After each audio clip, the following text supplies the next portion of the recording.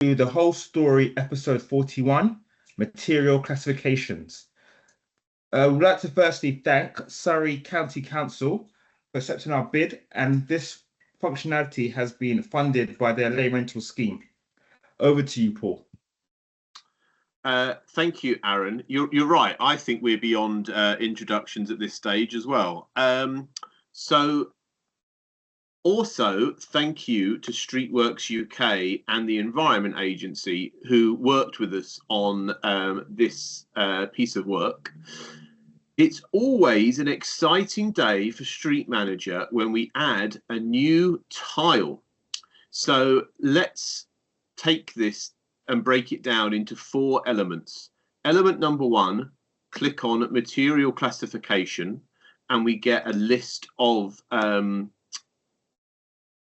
I don't want to call them tests because they might not be tests in theory. You know, someone might have seen them visually, but let's go with the word test. So here's a list of my failed tests. So you can see here that in Horseferry Road we found heavy metal. In Rochester Row we found asbestos, etc., etc. So here they are in a nice handy list format. I'm logged in as a planner, so these are all the ones that I have recorded, and I can export those. And also I have a list of non-hazardous materials. So this is test results that came back clean. And I can record those to my heart's content as well. Some might say the more interesting stuff happens on this page, but both have value, I think. So that's the list page element of material classification. Now, how do they get into that list, and why didn't I start with that, Paul, you say? Well, let's go to add material classification. And I'm going to do it in Horseferry Road or the surrounds. So Horseferry Road, yeah, let's just stick a pin in Horseferry Road, and then, yeah, that's my USRN, draw, and then our actual test was 94 in the, no, I'll tell you what, 106 in the footway. Hazardous material, I'll show you because that's more interesting. And we found coal tar, and coal tar was in the sub base. Not being an expert myself, I hope I've got that layer correct. Forgive me if I haven't.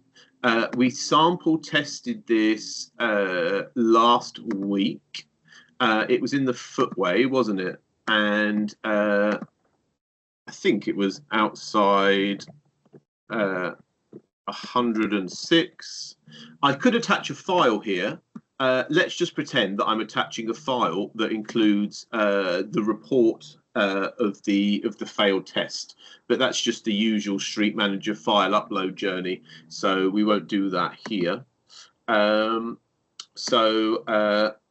Hazardous, coal tar, I've got the location right, the date right. I could go in and change that stuff if I wanted to, but I don't. We're pretending I've got an attachment, lovely stuff. Add material classification.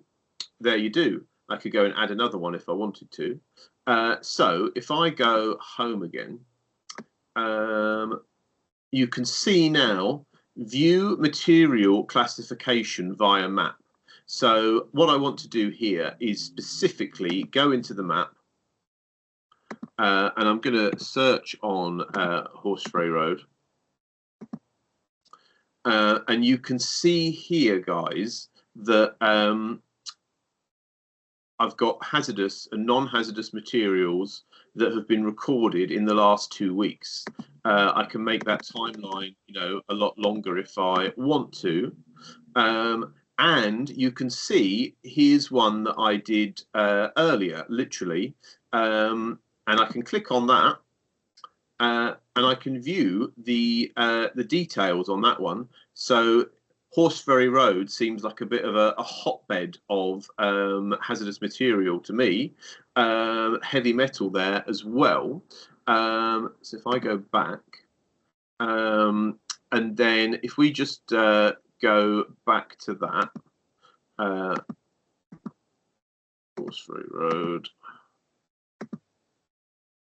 and then if I zoom out a little bit, we can see if there's anything else in this area. Oh, look, here we go. We've got a non-hazardous one in Abbey Orchard Street. So a past test there a couple of days ago. So hopefully, Aaron, you start to get the idea of over time, pretty quickly, as we start to add our tests into the service, we start to build up a picture of what's going on in these areas and potential kind of hotspots. You know, the idea is that once we've got a number of failed tests in a street, the highway authority might want to use the NSG to designate that as a you know, a potential hazardous area under the correct bit of the NSG, whatever that might be. Geoplace fans probably shouting at the screen at me right now. And then the fourth thing I just wanted to show is if we go into view map, so this isn't the hazardous materials map, guys. This is the, oh, sorry, no, wrong thing. What I wanted to show you was apply for works. Forgive me that one, guys. So I'm going to go and do some works in Horseferry Road. And when I drop my pin, you can see it pops up USRN details, hazardous material. So it's telling me, throwing up a little warning as I go to apply for my permit, that there's potentially hazardous materials where I'm working. And then you can sort of, you know, as you go through the journey, you know, I want to do a polygon here. Luckily, where I'm working, maybe it's further down the road, or perhaps I am due to do a new supply at 110, and I need to factor in the potential hazardous material that's there. So for me, this is a bit of a breakthrough in what we've been doing over the years, and it is flagging up to everyone in advance, hey, there's something you need to be aware of before you dig here.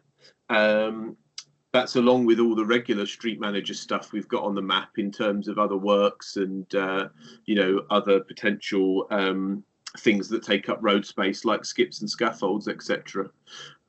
So I think, Aaron, that was the four things that I wanted to take people through. So you've got the list page, the adding of a hazardous or non-hazardous material into the service, viewing it on the map itself, and then having it flagged up to you in the permit raising journey. So I think that's just about everything, Karen. Thanks, Paul. That looks like that will be a very useful tool and a good addition to Street Manager. You have just shown us there for a planner, but very importantly, how does this journey look like for the Highway Authority?